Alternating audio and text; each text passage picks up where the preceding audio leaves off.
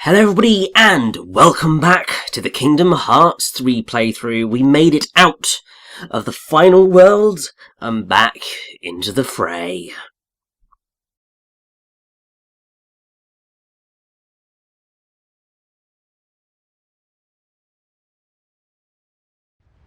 Sora, you don't believe that. I know you don't.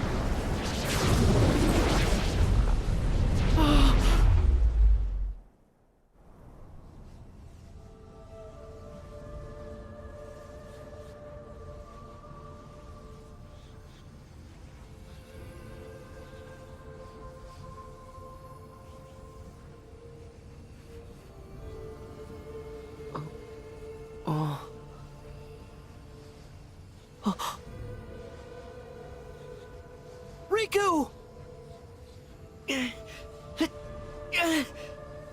Riku! Answer me!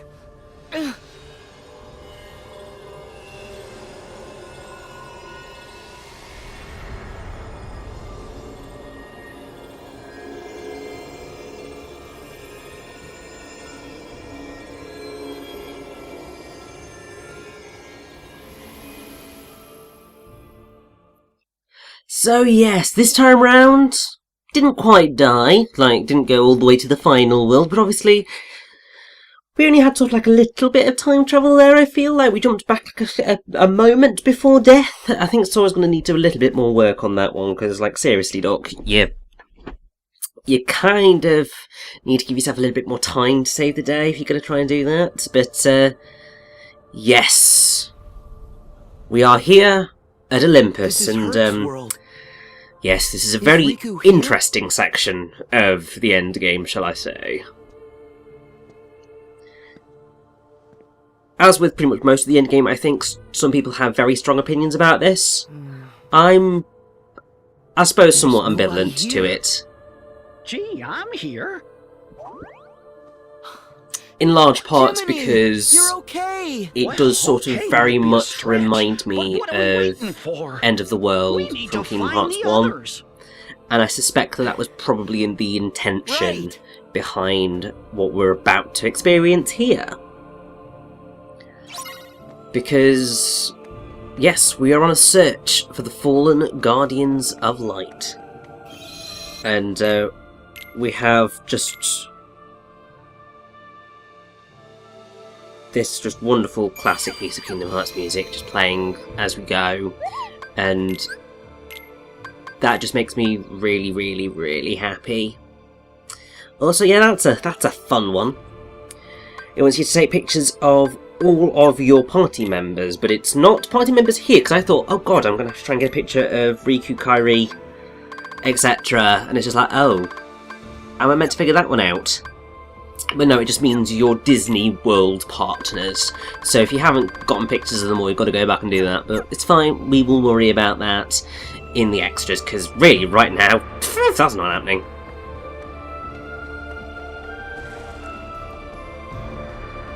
But yes, as we run forward, there aren't any treasure chests throughout this, so don't worry about picking anything up.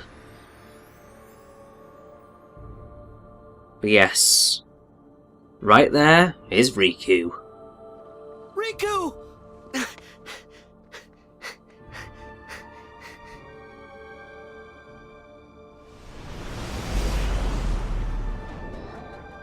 And right here is the boss that's basically going to take us the entire part to defeat, actually. This is the Lich. first time it has ever appeared in the Kingdom Hearts franchise, but it has been a recurring enemy and boss in Final Fantasy for a very long time. Well, basically, since the original Final Fantasy. It's taken sort of a number of breaks, shall we say. There was nothing between Final Fantasy and then Final Fantasy VI, because I'm pretty sure Final Fantasy IV The After Years came out later than 6, but I don't know. So yeah, effectively, in terms of you going numerical Final Fantasy 1, Lich, nothing until 4 The After Years, then nothing in 5, then it's in 6, then nothing until 9, then nothing until 10-2, then it's in 11 and 12, not in 13 or 14, but it is in 15, so that's your main line, and then it's in pretty much most of the, or a lot of the extra games, like all the side ones. We'll never stop them all. Leave them. But, yes. What's fun is we got to sort of run through portals and then take the thing down. It really does like sort of splitting into teleporting from what I remember. As I'm sure you can expect, it's been a long time since I played this and recorded it. So I can't remember how the blooming thing works. But either way, you do get some fun fights throughout this. It's not particularly hard. I think what some people find frustrating about this is that you have to repeat the same fight as many times as you do. But There's no need to worry, Sora. He'll return to the place he fell, like you did. That it. I think because this reminds me so much of End of the World, and because of what's about to occur in a second, as Sora tries to follow the Lich, it's just sort of a nice callback, because yes, scoundrel must have fled into one of those pools of shadow that are down below us. we get to dive through the hearts, I think they might be portals to other worlds. through the portals to the other worlds, Maybe and that's where we'll find the others. I just really like that. I really like seeing sort of the stained glass representations of all the worlds. It's getting to sort of revisit all of them as we go back through everything. I just like that. It makes me really quite happy. But also I do find it quite interesting that we come into... Oh, lovely, Aqua is in the Pirates world because of all the water! Makes total sense. I think there are some relatively clever matchings up of which hero ends up in which world. Obviously Riku being in Olympus because he is ultimately a hero. Obviously for a while he sort of fit into that. Well, first game he was more of an... Well, he was an antagonist for most of the first game, Luminac. But then he sort of ended up in a slightly anti-hero-esque role. But obviously he overcame his darkness and managed to be a proper hero. Obviously now called Water, and we'll continue along those lines. But yeah, I feel sort of, since I haven't really done too much... How shall I put it? Cultural stuff, I suppose, throughout this game. It's mostly because most of the stuff that we've been dealing with has been very sort of Kingdom Hearts based, very Disney based. There's not really much chance to bring in some of those cultural things that you get in other games, I suppose. But the Lich is it's a very interesting thing because it's a type of undead creature. Quite brilliantly, Lich comes from the Old English Lich, which means corpse. And basically it's the result of a transformation. It's generally like a powerful magician skilled in necromancy that's sort of become taken over by it, or a king striving for eternal life using spells or rituals to bind his intellect and soul to his phylactery, or something or other, and achieve a form of immortality.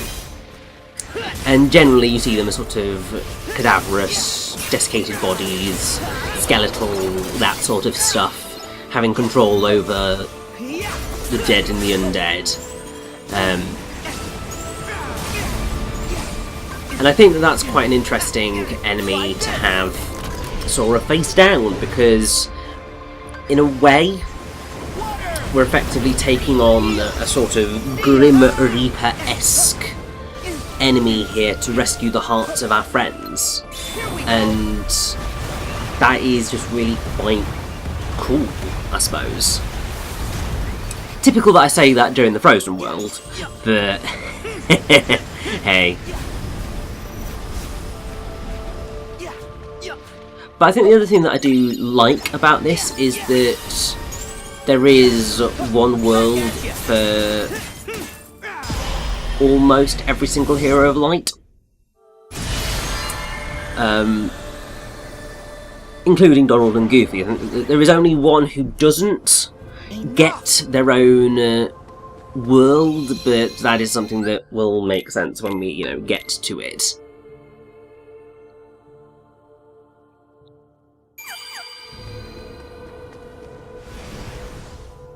But yes, so we've saved Riku, we've saved Aqua, and we've saved Goofy. Goofy doesn't necessarily fit in the Frozen world quite so well as others, but I'll take it, because I don't think anybody else was going to easily fit in Arendelle. So, who are we coming to rescue in Monstropolis? It is Donald!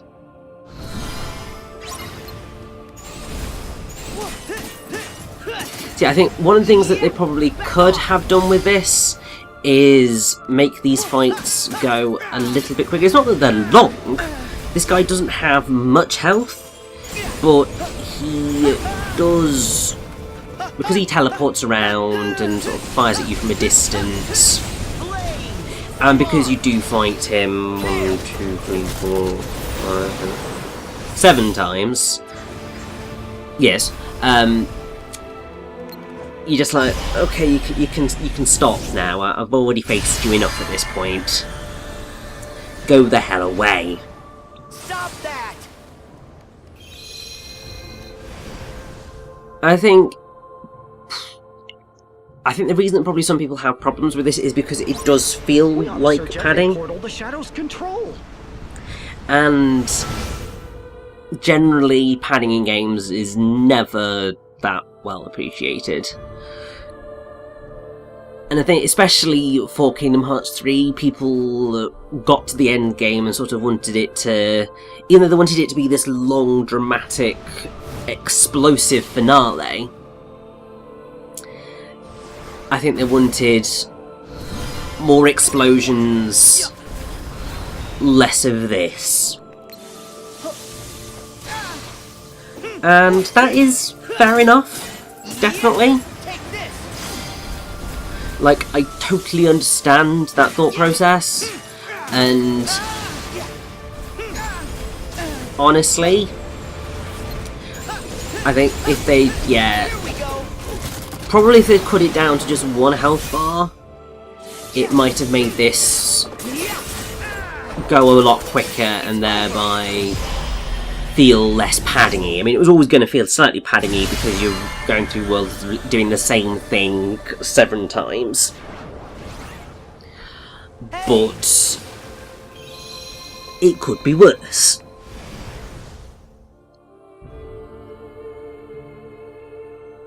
But yeah, so that was Ven. So search every portal the shadows control.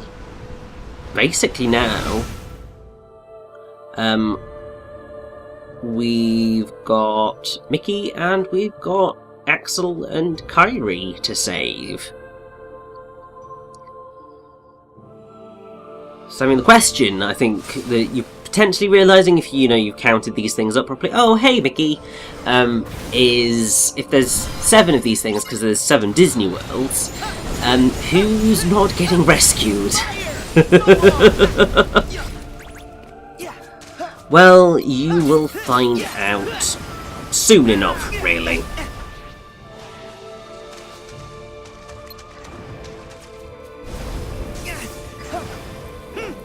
Also, this is a fun move.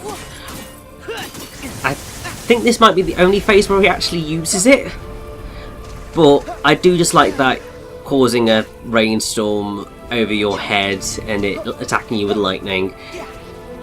It's a bit of an annoying move, as it can, I think, if you try to use any lightning spells, I'm assuming it hits you. Obviously if he hits you with any lightning spells, it'll hurt. So, it's quite a nifty little thing, but obviously could be frustrating if you're not careful with it. But yes, don't worry. There's only one more place that this guy can go.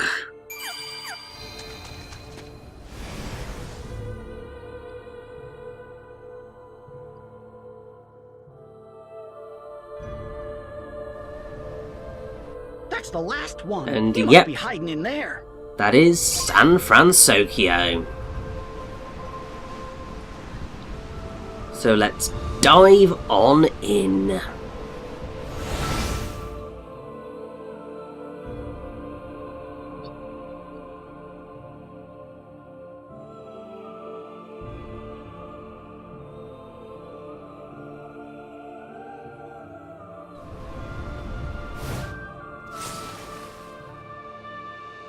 And there we go. There's Axel. So I think let's save him. And obviously, Kyrie's the only one whose heart we don't need to go saving. I mean, obviously Sora's going to be like, oh my god, where's Kyrie? But if you think about it, Kyrie is still a princess of light. And so it makes sense. The darkness is not going to take her that easily. She's pretty much the only one of the Guardians of Light who really can never be taken by the darkness.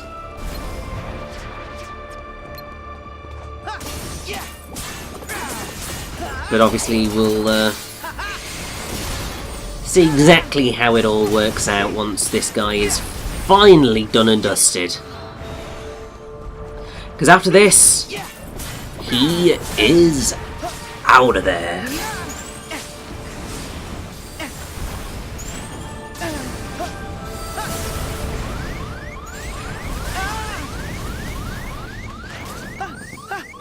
Heal! Stream! And there we go. And with that, we get Uroga, the most powerful form of wind magic. Don't know why we get it there, but we do. And that is the end of the Lich.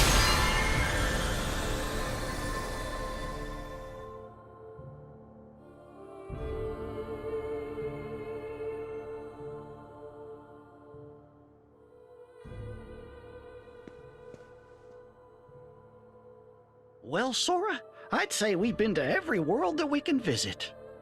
But we're one short. Where's Kyrie's heart? Gee, I wish I knew.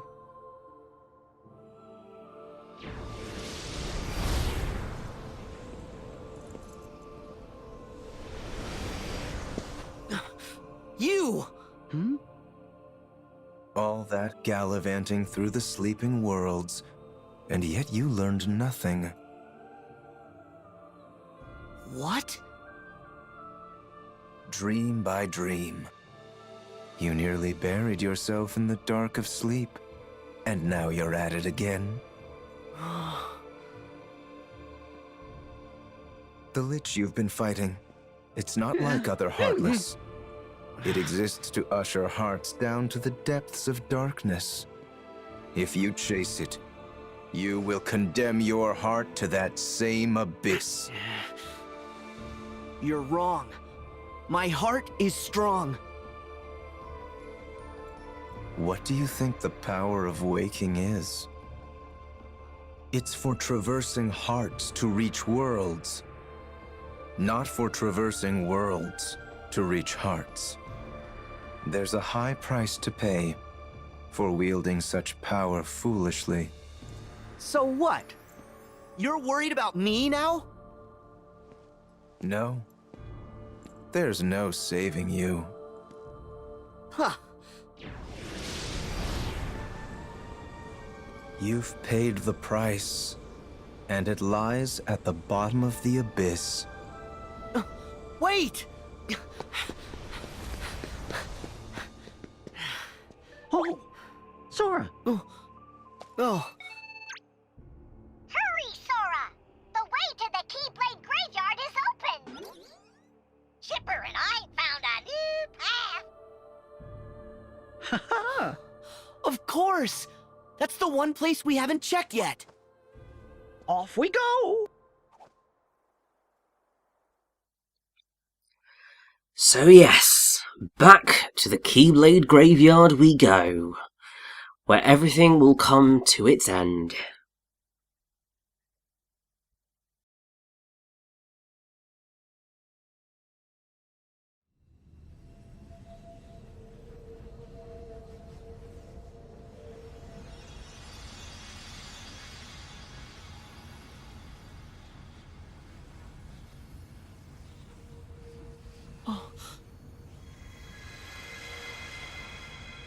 Sora.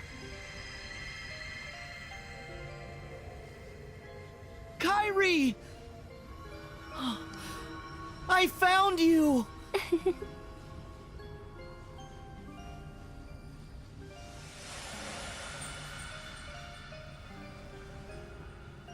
You see? I had no doubts that you'd pull through. The light in the darkness. It was you! You're the one who kept me from fading away. All I did was believe that you wouldn't. I feel strong with you, Kairi.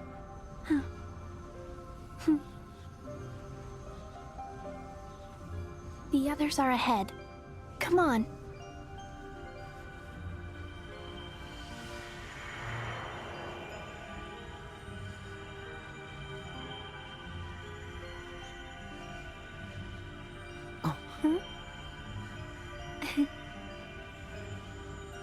I told you, Sora. You're safe with me. Oh. Yeah!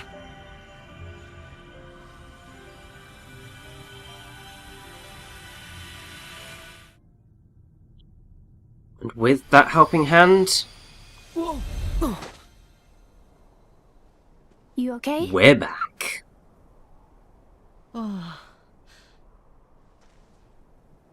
Yeah. Thanks, Kairi. Oh. It did work! Now point us back at those guys. Right!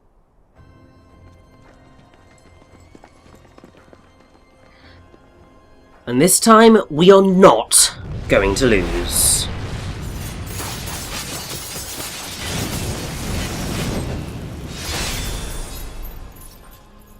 Here we are back in the Keyblade Graveyard, and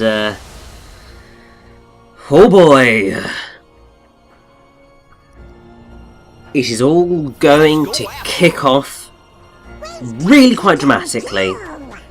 If you want to return to the final world, then I believe that you go back through that pink portal. It will, well actually no, that might just take you out to the world map. I don't blooming know.